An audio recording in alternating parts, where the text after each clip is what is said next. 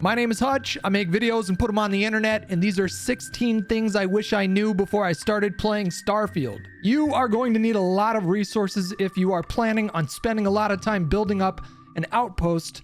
Mining and finding everything you need can be quite tedious, and honestly, money is really easy to come by. So start memorizing where the vendors are in each city, particularly the mining and the general goods vendors, and just buy what you need. Different afflictions hurt you in different ways and require specific medicinal remedies, so be sure to have a variety of remedies in your inventory before heading out there and getting into some space shenanigans. There are powers in the game. Just progress through the main story far enough and eventually you will discover them. A lot of them are pretty good. Some of them seem pretty useless, but by far the most OP power in the game when it comes to dealing with high-level enemies is the disarm power. They will throw their weapon down permanently and resort to trying to punch you. It's stupid powerful.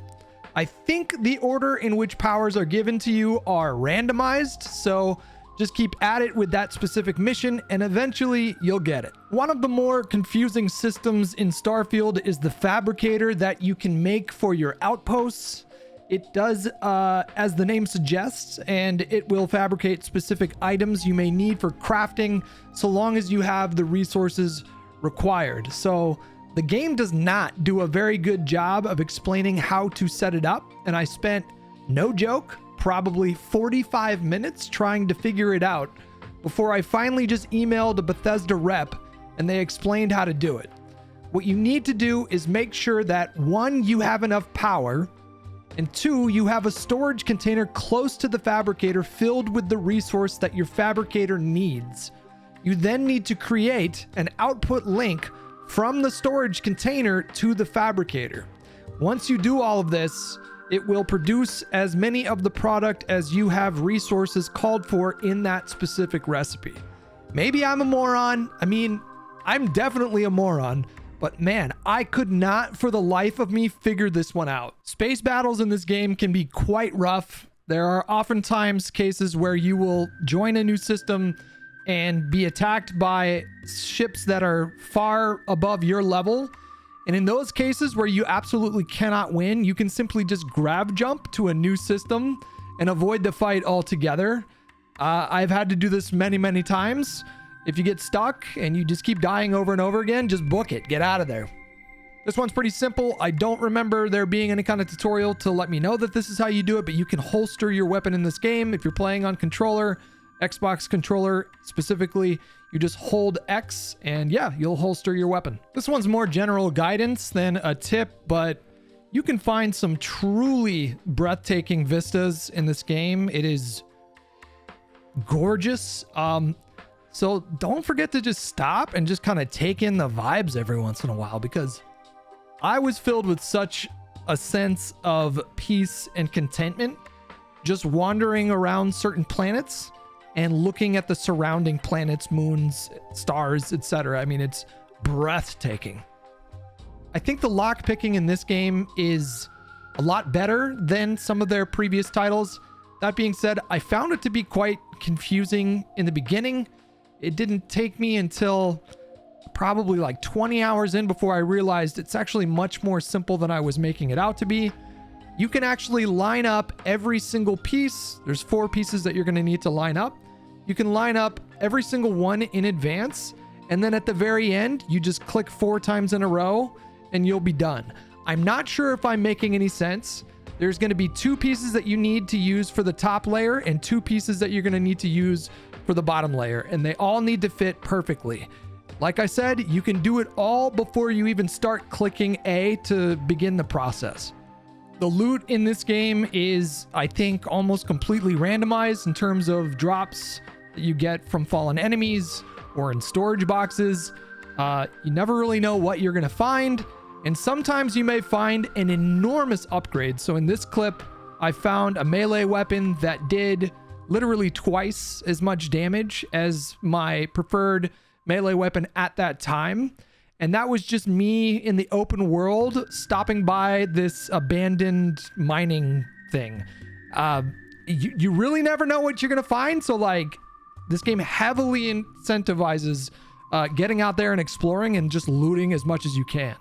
If you're not just plowing through the main quest and you're interested in consuming as much content as you possibly can out of this game, you should really get in the habit of walking around and speaking to any NPC that actually has a full name.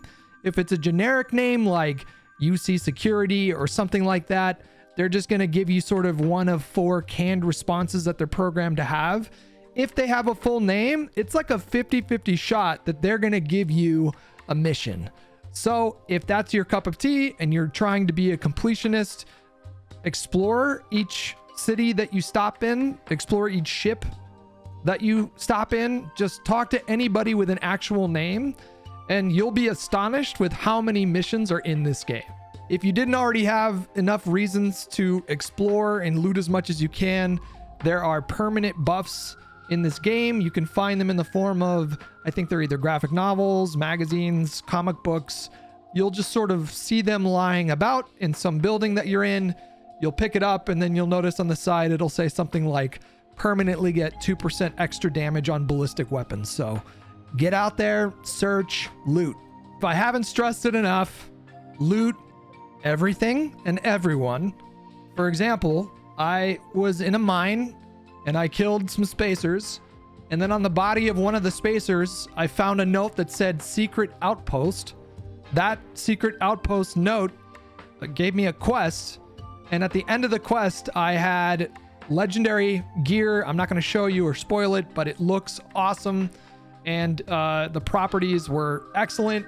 So that's something that I could have very easily passed up if I didn't check every dead body that I come across. But yeah, they're out there. You have no idea how many secrets are packed into this game. Shoot your enemy's boost pack, because why not? You never really know what's going to happen. There are a lot of really cool ships that you can buy in this game from any of the shipping vendors. What if I told you that they're hella expensive and there's a way easier way of acquiring ships? My friends, you can simply steal ships. If you're walking around on a planet and you notice a ship dock or land off in the distance, you can approach that ship. If it's empty, you can just get in the cockpit and steal it. If there are crew members on board, if you just murder everybody on board, sit down in the cockpit, and then land that ship on a different planet, the ship is now yours. If you're trying to fully survey a planet, it's going to ask you to survey all the flora, all of the fauna, all of the resources, and then there are going to be these circles with a question mark underneath where it says resources on your screen. To my knowledge, the game doesn't even bother to explain what this means, and for the longest time I couldn't figure it out. I had to email a Bethesda rep and she had to explain to me what they were. What these are called traits. You can find a few different types of traits in the open world. If you pull up your scanner, you might see an icon that looks like you're dropping a pin in Apple Maps. That's going to be a location. You might see what resembles a heart monitor. That's going to be some form of life. And you might see something that is a bit of a structure with a flag at the very top. And that's going to be, in this case, for this part right here, a gravitational anomaly. So basically, anytime you see a question mark when you pull up your scanner, just run towards that. There's going to be different types of traits depending on the biome that you're in. So make sure to visit every biome that's available on the map so you can get all of the traits. I hope I explained that well. I hope you guys enjoyed this video. I could give 100 more tips, but these are the ones that I felt were the most pressing. These were the ones that stumped me the most when I was playing through with a review code, which meant that there were no guides online. I just had to figure it out myself. If you have any questions, drop them in the comments below. If you guys like the video, click the like. If you like the channel and you want to subscribe, then why don't you do that as well? I don't know.